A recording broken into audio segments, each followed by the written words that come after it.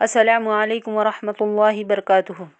الحمد للہ رب العالمین والصلاة والسلام علی سید الانبیاء والمرسلین وعلی آلہ وصحبہ اجمعین ومن تبعہم بإحسان الی یوم الدین وبعد۔ عزیز بہنوں، سیرت کورس کے تیسرے درس میں آپ سب کا خیر مقدم ہے۔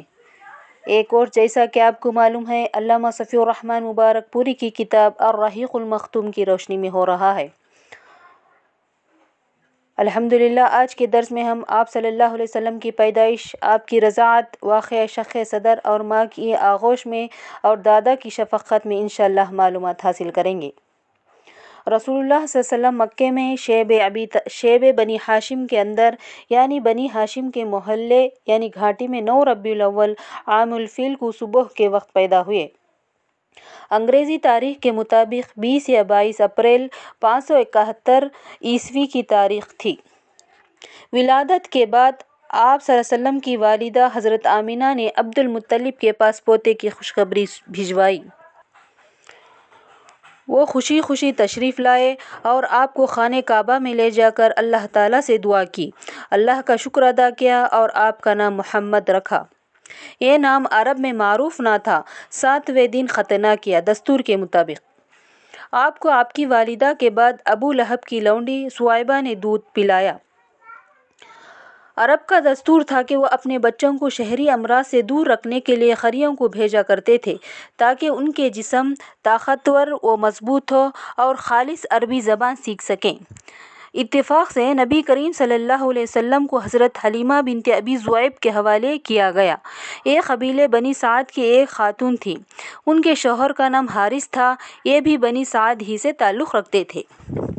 ابن اسحاق کہتے ہیں کہ حلیمہ سعدیہ خود بیان کیا کرتی تھی کہ وہ اپنے شوہر کے ساتھ اپنا ایک چھوٹا سا دودھ پیتا بچہ لے کر بنی سعد کی کچھ عورتوں کے قافلے کے ساتھ نکلیں۔ یہ قحط سالی کے دن تھے۔ قحط نے کچھ باقی نہ چھوڑا تھا۔ میں اپنی ایک گدھی پر سوار تھی اور ہمارے پاس ایک اونٹنی بھی تھی، لیکن اس سے ایک قطرہ دودھ نہ نکلتا تھا۔ میری گدھی اتنی سست رفتار سے جا رہی تھی کہ پورا قافلہ تنگ آ گیا اور خیر ہم بچوں کی تلاش میں مکہ پہنچ گئے۔ ہم میں سے کوئی عورت ایسی نہ تھی کہ جس پر رسول اللہ کو پیش نہ کیا گیا ہو، مگر جب اسے بتایا جاتا کہ آپ یتیم ہیں تو وہ آپ کو لینے سے انکار کر دیتی۔ بھلا اس کی بیوہ، ماں اور دادا کیا دے سکتے ہیں؟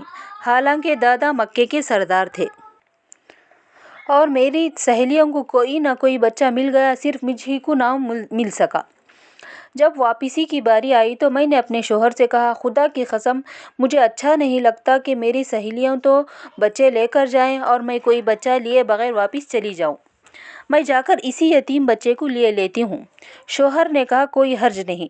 اس کے بعد میں نے جا کر بچے کو لے لیا، وہی بچے کو لے لیا اور محض اس بنا پر لے آئی کہ کوئی اور بچہ نہ مل سکا۔ حضرت حلیمہ سعدیہ کہتی ہیں کہ جب میں بچے کو لے کر اپنے ڈیرے میں آئی اور اسے اپنی گود میں رکھا تو پھر دونوں بچے آرام سے پیٹ بھر کے سو گئے، حالانکہ اس سے پہلے ہم اپنے بچے کے ساتھ سو نہیں سکتے تھے۔ پھر میرے شوہر نے اونٹنی کا دودھ دوہا، ہم دونوں جی بھر کے دودھ پیا اور بڑے آرام سے رات گزاری۔ صبح میرے شوہر نے کہا، حلیمہ اللہ کی قسم تم نے ایک بابرکت روح حاصل کی ہے، ایک بابرکت بچے کو لیا ہے۔ میں نے کہا یعنی حلیمہ نے کہا کہ مجھے بھی ایسا ہی لگتا ہے۔ اس کے بعد ہمارا قافلہ روانہ ہوا۔ جب میری گدھی پر سوار ہو کے جانے لگی تو میری گدھی سب قافلے کو کاٹ کر اس طرح آگے کو نکل گئی۔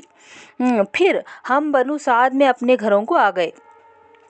ہمارے علاقے میں قحط تھا، بارش نہیں ہو رہی تھی، لیکن ہماری بکریاں بھرپور کھا پی کے واپس آتیں اور ہم دودھ دھوتے اور پیتے، جبکہ کسی اور کو دودھ کا ایک قطرہ بھی نصیب نہ ہوتا تھا۔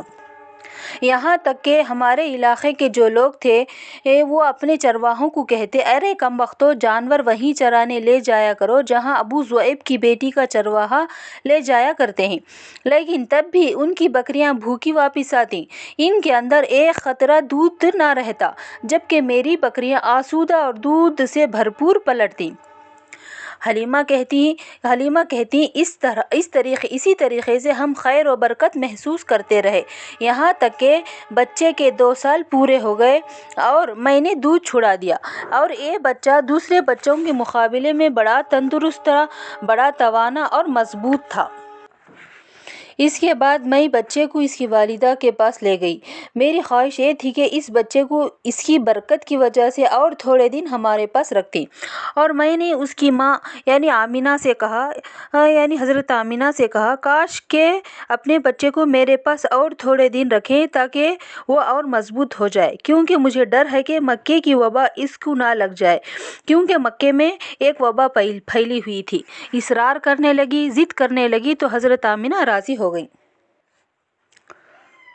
جب آپ صلی اللہ علیہ وسلم 4 سال کے ہوئے تو آپ کے سینے کو چاک کیا گیا۔ اس کی تفصیل حضرت انس رضی اللہ تعالیٰ عنہ سے صحیح مسلم میں موجود ہے۔ حضرت انس راوی ہیں کہ وہ کہتے ہیں کہ آپ بچوں کے ساتھ کھیل رہے تھے، حضرت جبرائیل علیہ السلام نے آپ کو زمین پر لٹایا اور سینہ چاک کر کے دل نکالا، پھر دل سے ایک خون کا لوتھڑا نکالا، فرمایا یہ شیطان کا حصہ ہے، پھر دل کو ایک طشت میں زمزم کے پانی سے دھویا، اس دل کو ٹھیک ٹھاک کیا۔ ادھر بچے جو کھیل رہے تھے دوڑ کر آپ کی ماں کے پاس پہنچے اور کہنے لگے محمد کو قتل کر دیا گیا۔ پھر ہم سب دوڑے آئے، دیکھا تو آپ کا رنگ اترا ہوا تھا۔ اس واقعے کے بعد حلیمہ کو خطرہ محسوس ہوا اور انہوں نے آپ کو آپ کی ماں کے حوالے کر دیا۔ چنانچہ آپ 6 سال کی عمر تک والدہ ہی کی آغوش محبت میں رہے۔ ادھر آنے کے بعد حضرت آمینہ کا ارادہ ہوا کہ وہ اپنے شوہر کی یاد میں ان کی قبر کی زیارت کریں، تو وہ اپنے یتیم بچے محمد صلی اللہ علیہ وسلم کو اور اپنی خادمہ ام ایمن اور اپنے سسر عبد المطلب کے ساتھ مدینہ تشریف لے گئیں، اور وہاں اپنے میکے میں 1 ماہ تک قیام کر کے جب واپس ہوئیں تو ان کو بیماری نے آ لیا اور مکہ اور مدینے کے درمیان مقام ابوا میں ان کا انتقال ہو گیا۔ وہ مقام میں پہنچ کر رحلت کر گئی۔ دادا کے سائے میں بوڑھے عبد المطلب اپنے پوتے کو لے کر مکہ پہنچے اور ان کا دل اپنے اس یتیم پوتے کی محبت و شفقت میں تپ رہا تھا۔ عبد المطلب کے جذبات میں پوتے کے لیے ایسی رغبت تھی کہ وہ پہلے بھی پیارے نبی یتیم تھے اور ماں بھی چل بسی، ایک 6 سال کا بچہ یتیم ہو گیا۔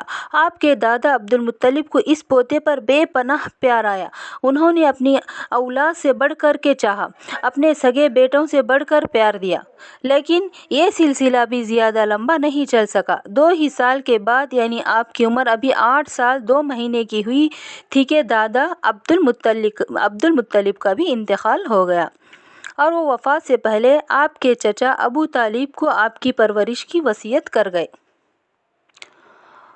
آخر میں اللہ تعالیٰ سے دعا کرتی ہوں کہ اللہ ہم سب کو رسول اللہ صلی اللہ علیہ وسلم کی سیرت پڑھنے، پڑھانے اور اسی کے مطابق زندگی گزارنے کی توفیق اور سعادت عطا فرمائے، آمین۔ السلام علیکم ورحمۃ اللہ وبرکاتہ۔